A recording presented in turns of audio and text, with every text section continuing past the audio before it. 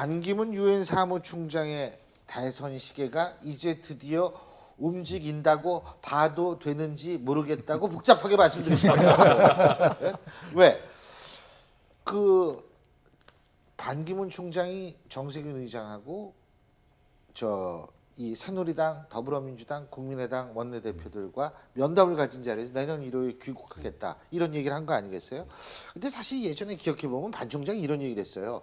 대권 대망론이 나오면 이 전직 사무총장으로서 귀국하지 않고 전직 사무총장으로서 외국에서 역할을 하겠다 이렇게 얘기를 하다 지금 바뀐 거란 말이에요. 왜 바뀌었다고 보세요? 뭐 그거야 모든 사람이 짐작하는 답이 있지 않습니까? 바로 이제 대선 출마를 염두에 뒀을 거라는 것이 뭐 상식을 가진 많은 사람들이 그렇게 생각하고 있는 것 같습니다. 예. 사실 이제 사실 바쁘시다고 하지만 이번 9월달에 차기 유엔 사무총장이 선출되면은요 10월부터는 사실상 일이 별로 없습니다. 물론 이제 유엔 사무처에서는 무슨 기후 협약이 있다고 하지만 그 상황이라고 하는 건 마치 대선이 끝난 다음에 이제 잔여 임기를 내친 대통령 역할 정도가 되거든요. 그렇기 때문에 아마 10월 정도부터는 아마 국내 귀국해서 어떤 행보를 걸을까를 좀 연구하실 것 같고요. 약간 이런 말씀 드리긴 뭐하지만 반기문 사무총장께서 주민등록을 하고 있는 아파트가 바로 제가 살고 있는 아파트인데요. 지금 자랑이 아니요. 겁니까? 아니면 아니 저는 평수가 굉장히 작고 이제 반기문 총장님께서는 평수가 좀 넓은데 지금 그 아파트를 지금 수리를 들어갔고 좀 지역 주민들이 다 이제 곧 오시겠구나 하는 얘기가 있습니다. 네. 여러분은 가장 뜨거운 소식을 지금 듣고 계십니다. 그러니까 임대를 주지 않고 그냥 비워놓고 있었던 상태거든요. 그 아파트가요. 예. 그래서 지금 수리를 하는데 그러니까 이제 곧 들어오겠다 이렇게 보고 있습니다. 예, 아주 생생한 소식을 전해주셨습니다. 현장에 나가신 거의 특파원 수준이셨어요. 근데요, 이번 추석 대목에서 반 총장이 이 발언 때문에 가장 뜨거운 스포트라이트를 받은 게 반기문 총장 아니겠습니까? 그렇죠. 근데 제가 궁금한 게 있습니다. 예. 이게 본인이 의도했던 게 아니거든요.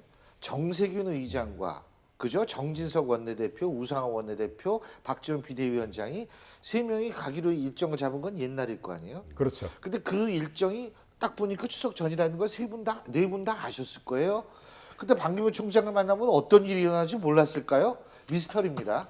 반기문 총장은 결국 띄워준 꼴이 됐다라는 분석도 많은데 어떻게 보십니까? 그렇죠. 이번 그 추석 그 밥상 민심은 반기문 그렇죠. 그로 그냥 끝난 거 아닙니까? 맞아요. 근데 그 상황을 지금 참 묘하게도 야당 정치인들이 만들어준 야당 출신 국회의장이 그렇죠. 만든. 야당 정치인들이 완전히 만들어준 격이 됐는데 아마 이런 정도의 발언까지 나올 거라고 생각을 안 했을 가능성이 높습니다. 자, 그런데 반기문 사무총장이 역시 기회를 놓치지 않았다라고 저는 생각을 하고요. 그러니까 굉장히 조율된 발언을 딱 내놓은 거죠. 그런데 사실 지난번에 그 한국 다녀가실 때 이미 광폭 행보를 하면서 그 1월 정도에 올 가능성이 높다라는 그전 정도의 얘기까지 나왔었잖아요. 예. 그 상태인데 이번에는 확실하게 쐐기를 딱 박은 거 아닙니까? 그러니까 속된 말로 확인 사살 끝. 그래서 1월 귀국은 이제 거의 확실해진 상황이고 이게 아마 이 대목에서 야당 정치인들이 정세균 의장을 비롯해서 야당 원내대표들이 아마 아차 했을 겁니다. 그런데 이미 그 말씀을 하신 거고 언론은 지금 다 보도 나오는 상황이고 그러니까 지금 야당에서 좀 급해졌죠. 그래서 지금 이제 그 우상호 원내대표가 다 이렇게 이야기하지 않았습니까? 새누리당으로 간다는 보장이 없다. 네. 옹색하나마 그렇게 지금 이제 방어전을 지금 이제 하고 나선 그런 상황이죠. 예, 그 점에서 저는 굉장히 미스터리하단 말이에요. 예? 이게 어떻게 된 일일까? 저도 굉장히 궁금했는데 더군다나 귀국 보고를 한다라는 의미도 상당히 의미심장한 거 아니겠어요? 글쎄요, 저도 맨 처음에 그 유엔 사무총장이 국내로 들어가서 귀국 보고를 한다.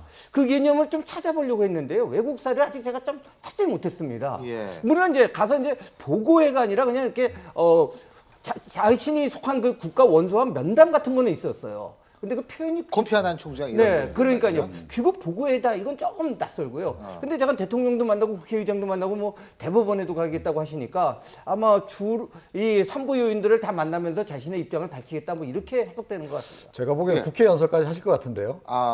정진석 원내대표가 좀 그랬죠. 그렇죠. 대대적으로 대국민 보고회를 갖는 그렇기도 하고 사실은 의미가 또 전혀 없진 않단 말이죠. 그러니까 우리 국민 입장에서는 유엔 사무총장을 만들어냈고 그러니까 굉장히 장기간 또 그 재임을 하지 않았습니까? 예.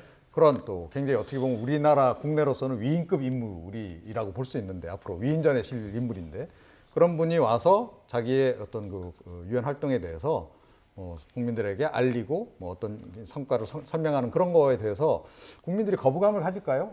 오히려 안 하면 논란이 될 여지가 큽니다. 아니 그렇게 뭐 국가에서 지원해갖고 유엔 사무총장까지 만들어줬는데 갔다 오고 나서 아무 말도 없어?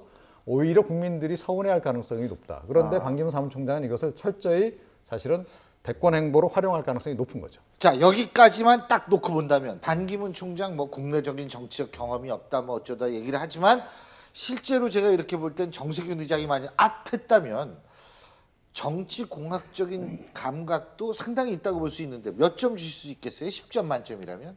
저는 요번 것만 놓으면 9점까지 주고 9점. 싶습니다. 요번 것만 몇 점? 저도 그렇습니다. 9점. 네, 9.5. 그러면 9.5.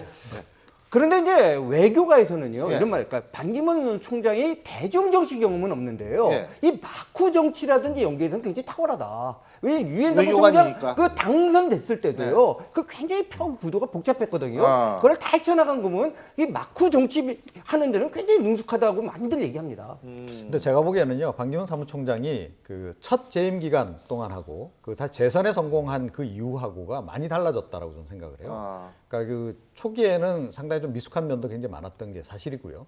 그러니까 외교가 국제 외교가에서 보기에도 조금 부적절했던 그런 그 행보들, 언행들이 없잖아 있었는데 2기로 들어가면서는 굉장히 이게 세련화됐다라고 일단 봐야 될 것 같고, 그리고 저 외교관으로서 사무총장으로 뭐 성공한 그러니까 외교관 중에선 최고 이렇게 치지만 사실 저 자리가 외교만 하는 자리가 아니거든요. 그러니까 상당한 부분을 행정을 해야 되는 그런 자리입니다. 그래서 보통 통상적으로 생각하는 외교관, 그러니까 외교 역량만 있을 것이다라고 생각하는 거하고는 좀 상당히 다를 수 있다. 그걸 우리가 좀 이제 읽어야 된다 이렇게 생각합니다. 알겠습니다.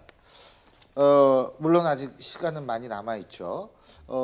반기문 총장 지금 잠깐만 그 지지율 한 번만 보고 갈까요? 예. 왜 그러냐 하면 박지원 비대위원장이 이런 얘기했어요. 이게 1위 하는 사람이 계속 해가지고 대통령이 당선되는 사람은 박근혜 대통령밖에 없다라고 얘기를 했습니다. 지금 25.9% 이건데요. 글쎄요. 이번에도 진짜 그렇게 되는 것인지 그런 측면 저희가 한번 지켜보겠습니다.